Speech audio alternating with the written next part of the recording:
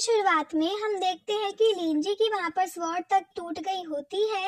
ये देखकर के वो एकदम से हैरान था। इसके बाद शियाओ लिंजी के पास आकर कहता है, तो बताओ अब तुम्हें क्या लगता है कि मैं हूं ना लान के हिसाब से, या फिर अब भी तुम्हें लगता है कि मैं वीक हूँ? ये सुनकर के लिंजी शियाओ से कहता है कि आज तक मैं कोई भी ऐसा इंसान नहीं था जिसने मेरे फाइट के अंदर मेरी स्वॉर्ड तक को तोड़ दी हो, लेकिन वो ऐसे इंसान तुम पहले बने, तुमने तो मेरी स्वॉर्ड तक को तोड़ दिया। ना जाने तुम्हारे पास कैसा अजीब सा टैलेंट है, और इस टैलेंट की वजह से मुझे समझ आ चुका है कि तुम बिल्कुल लान के बराबर हो। मुझे तुमसे फाइट करके बहुत अच्छा लगा और तुम्हारे साथ रहकर लान भी काफी ज्यादा वो खुश रहेगी। लेकिन शियाओ उससे कहता है कि बस ये कहने से काम नहीं चलेगा, तुमने कुछ और चीज का भी वादा किया था कि अगर मैं तुम्हें हरा दूं तो तुम मुझे बॉस कहने लगोगे।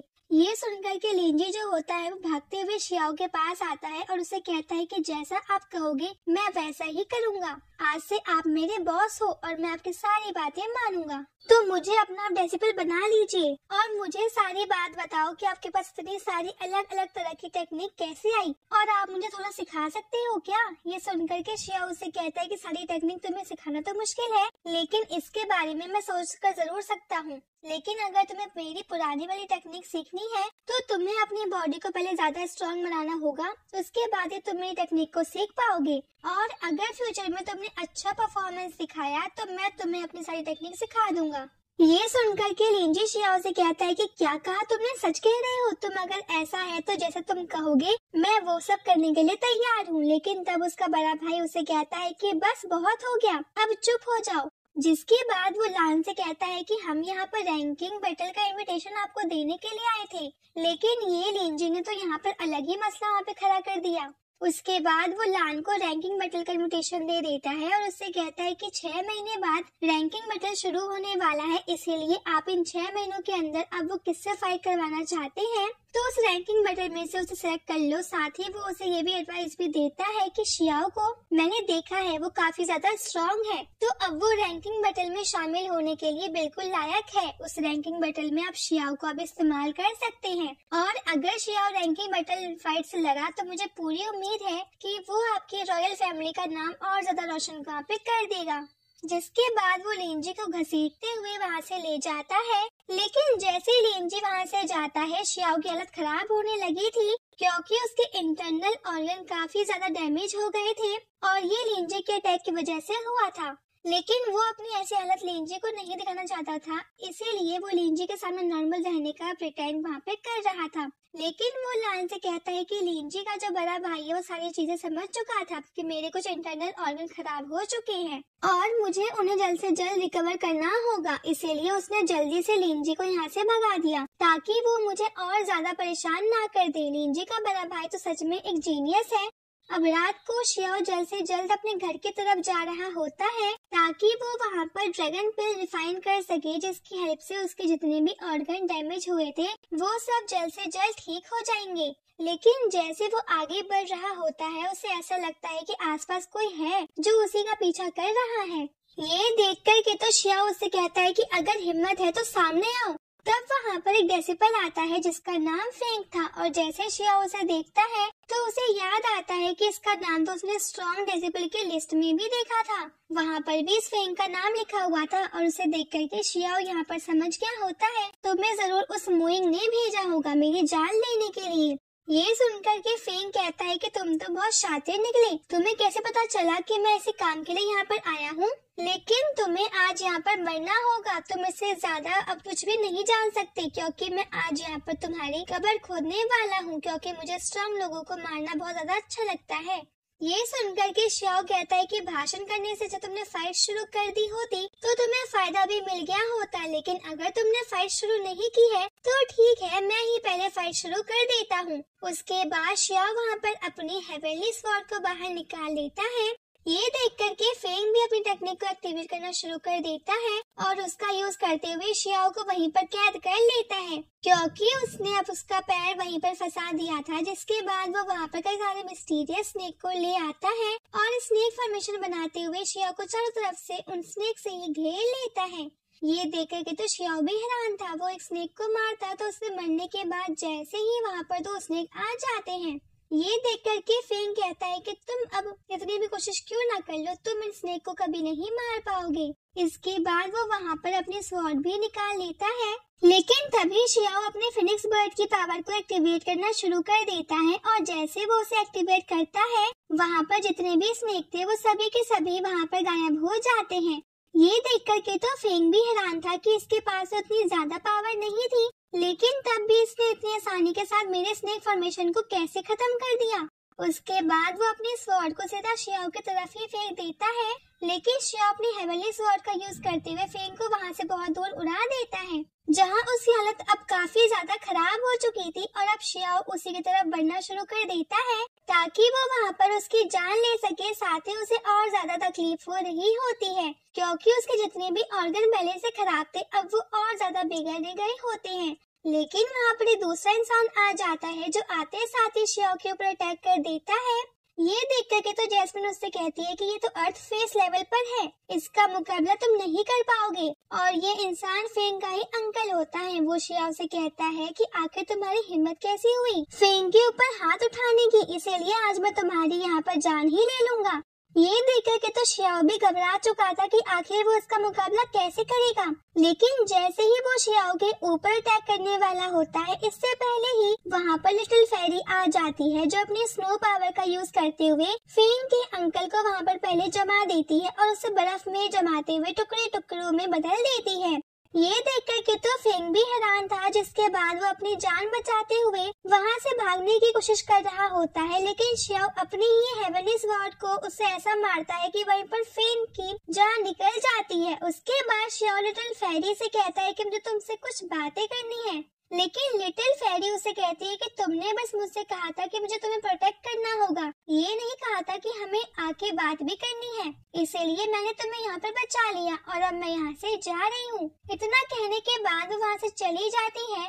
इसके बाद वो फेंग का ही रूप ले लेता है और उसका रूप लेकर वो मुइंग के पास जाने लगता है ताकि उसे सबक सिखा सके। और जैसे वो मुइंग के पास आता है तो मुइंग उसे देखकर कहता है कि क्या हुआ, मैंने जो तुमसे कहा था वो तुमने काम वो किया। जिस पर शियाओ फेंग के रूप में आकर मुइंग से कहता है कि तुम्हें क्या लगता है कि कहीं मैं जाऊं और वो काम पूरा ना हो, मैं तो कैसे भी करके अपना काम पूरा करता ही हूँ। मैंने वहाँ पर शियाओ की जान ले ली है। जो सुनकर के तो मुइंग की खुशी का ठिकाना ही नहीं था। वो अपने मन में कह रहा होता है कि काश मैं उस शियाओ की शक्ल देख पाता जब वो मर रहा था। ये सुनकर के तो शियाओ को काफी ज्यादा गुस्सा आ रहा होता है और वो एक पिल निकाल कर मुइंग को दे देता है, जिसे देते हुए वो कहता है कि इसे ले लो, इसकी हेल्प से तुम्हारी जितनी भी चोटें हैं वो बहुत जल्दी ठीक हो जाएंगी। लेकिन जैसे ही वो उस पिल को ले लेता है मुइंग की वहाँ पर आवाज ही खत्म हो जाती है। वो जितनी भी कोशिश करता आवाज निकालने की वो आवाज ही नहीं निकल रही होती है। ये देख करके तो शियाओ हंसते हुए कहता है कि क्या हुआ, कुछ कहना चाहते हो लेकिन तुम कह नहीं पा रहे हो, तो अब मैं तुम्हें बताता हूँ कि आखिर मैं कौन हूँ। जिसके बाद वो अपना चेहरा बदल लेता है और तब मुइंग को समझ में आता है कि ये कोई और नहीं बल्कि शियाओ ही है।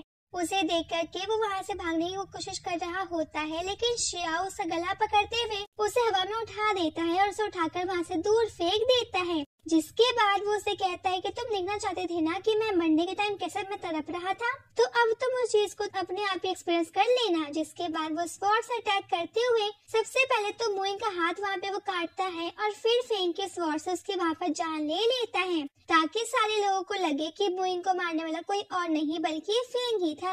अगले दिन शियाओ जो अपने घर में ड्रैगन पिल को रिफाइन कर रहा होता है, तब उसे बाहर से अब कुछ लोगों की आवाज सुनाई देती है। सभी यही बातें कर रहे थे कि कल रात को फेंग ने मुइंग की जान ले ली और उसके बाद से वो बेलापता है। कोई नहीं जानता कि आखिर वो कहाँ पर चला गया। ये सारी चीजें सुनकर के तो शियाओ की खुशी का ठिकाना ही नहीं था, क्योंकि उसका सारा प्लान बिल्कुल सक्सेसफुल हो गया होता है। इसके बाद वो वहाँ पर ड्रैगन पिल को रिफाइन करना शुरू कर देता है ताकि उसका यूज करते हुए अपनी सारी चोटों को जल्द से जल्द वो ठीक कर सके। तभी वहाँ पर लिटिल फेरी भी आ जाती है। उसे देख करके तो शियाओ कहता है कि अरे तुम वापस आ गई, मुझे पता ही था कि तुम मुझसे बात करने के लिए वापस जरूर आओगी। तब लिटिल फेरी शियाओ के हाथ में अब उस ड्रैगन पिल को देखकर कहती है कि आखिर तुमने इतनी आसानी के साथ इस ड्रैगन पिल को कैसे रिफाइन वहाँ पे किया। तो शियाओ कहता है कि हाँ तुमने बिल्कुल ठीक कहा, क्योंकि ये पिल उस ड्रैगन के ब्लड से बनी हुई है, जो कि अब वो किंग फेस मैसम लेवल पर ही था, जिस वजह से ये पिल किंग फेस मैसम वाली है और इसका यूज करते हुए किसी की भी चोटें बहुत जल्दी ठीक हो सकती हैं। तब लिटिल फेरी उससे कहती है कि हाई लेवल के पिल को डिफाइन करने में उतनी ही ज्यादा पावर लगती है, तो आखिर तुम्हारे पास इतनी पावर कैसे आई जो तुमने इतनी हाई लेवल के पिल को डिफाइन किया? क्या तुम्हारे पास एल्केमी करने का कोई खास तरीका है जिसके बारे में दुनिया में कोई नहीं जानता? फिर शियाओ कहता है कि इसलिए तो मैं तुम्हें अपने पास बुला रहा था ताकि तुम मेरे साथ बातें कर सको। उसके बाद तुम्हें पता चल जाएगा कि मेरे पास कौन कौन सी टेक्निक है, तो उनमें से मैं तुम्हें भी सिखा सकता हूँ, लेकिन तुम तो आई ही नहीं। लेकिन जब तुम्हें जरूरत पड़ी तब तुम यहाँ पर आई हो। तो लिटिल फेरी कहती है कि ऐसा तो हमारे एग्रीमेंट में नहीं लिखा था, तुमने मुझसे जिसका वादा किया था सिर्फ मैं वही करने आई हूँ। मैं तो सिर्फ तुम्हें ये पूछने आई थी, अगर तुम नहीं बताना चाहते हो तो ठीक है, मत बताओ। तब शियाओ उसे कहता है कि अगर तुम ये एल्केमी मेथड जानना चाहती हो तो ठीक है, इसका नाम है एलिसर फॉर्मेशन। इसका इस्तेमाल करते हुए मैंने इतनी आसानी के साथ ड्रैगन पिल को डिफाइन वहाँ पे किया है। ये सुनकर के तो लिटिल फेरी भी हैरान थी कि आखिर तुम्हारे पास एलिस फॉर्मेशन कैसे आया। ये तो एक बहुत बड़ा लीजेंड मेथड है जिसके बारे में कोई भी जल्दी नहीं जान सकता। ये सुनकर के तो जैस्मिन शियाओ से कह रही होती है कि ये तो तुम्हें हेवनली पर्ल की वजह से मिला है, तुमने थोड़ी कमाया है जो तुम सबके सामने ऐसे तारीफें करते जा रहे हो अपनी, तुम कभी नहीं सुधरने वाले।